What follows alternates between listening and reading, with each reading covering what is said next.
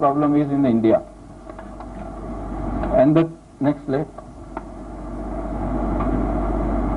And the carrier rate among the general population in India is between 2% and 8%, and in the hospital personnel between 8% and 18%. So these are the high risk people, the hospital people. Now HBV is responsible for about 50 to 68% of chronic liver disease and nearly 80% of the hepatocellular carcinoma in our country. The most common work-related infectious disease, the risk is more acquiring hepatitis B in hospital staff is 3 to 6 times higher than the normal. I will be very surprised if I know that many of you must have not taken hepatitis B. I think more than 50%. Have you taken hepatitis B? Those who have not taken, raise the hand. So many. Those, I think thanks to Red Crescent that they have taken the vaccine. Otherwise, 1 year back when I given a talk, almost 70% of doctors had not taken vaccine. Even I had not taken. I had taken just 1 year back. So, after reading this fact, I realized, and then I had taken the vaccine. I am good that so many doctors have taken the vaccine. The risk of acquiring hepatitis B in doctors is almost 3 to 6 times higher. Now, risk comparing with the HIV, because we were discussing this problem comparison with HIV and HBV, because a lot of talks are going on AIDS and AIDS. But I think this is more serious than HIV, and there are few facts which I would like to share. Just take the slide up.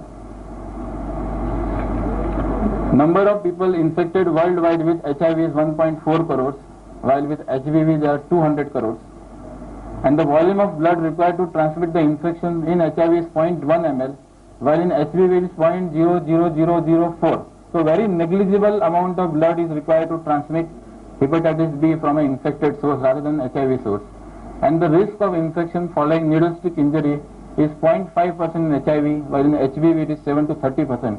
So such a high risk of hepatitis B transmission. That's why we should take the vaccination. Next slide. And it is more common.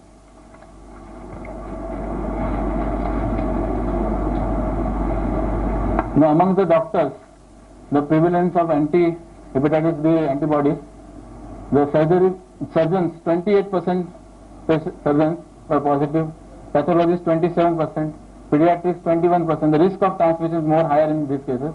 Internal medicine, physician 18%, anesthesiologist 17%, and obstetric and gynecology 16%. GP comes in the internal medicine because this is the Western literature. Now risk in nurses also, I think that's, we can take the next slide. Next.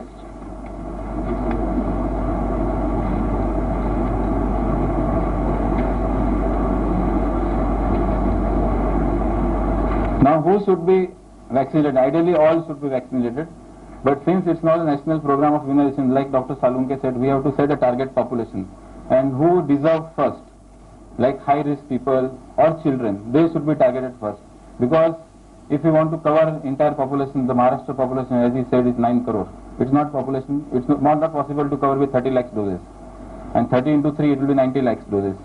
So we have to set the target group, the high risk group, and ideally all newborns should be vaccinated with hepatitis B. That has been even accepted by WHO, and it has been included in the program. Even Indian Academy of Pediatrics recommends that all newborns should be given hepatitis B vaccine right at birth, second dose after 1 month and third dose after 6 months, because their immunity is low and if they get the disease they become carrier. So they should be injected. Now other high risk people are physicians, just little focus, physicians, surgeons, dentists, pathologists, nephrologists, gastroenterologists, obstetrics, gynecologists, then other paramedical persons, nurses, staff of pathology, laboratory, blood bank, dialysis units, oncology, patients undergoing hemodialysis, thalassemia patients, and hemophiliac patients. These are the people who are at a high risk group. Besides all children, they should be vaccinated in the community first. Then we can go to the other population. The main use of the vaccine has been in high risk operational groups. Then even the International Labour Organization in 1985, they have given the report that vaccination has been recommended for healthcare workers regularly exposed to blood and other body fluids potentially contaminated with HBV. Next. Now regarding the vaccine, Dr. Tariq Patel will give you more detail. Only in the children I have already told the schedule that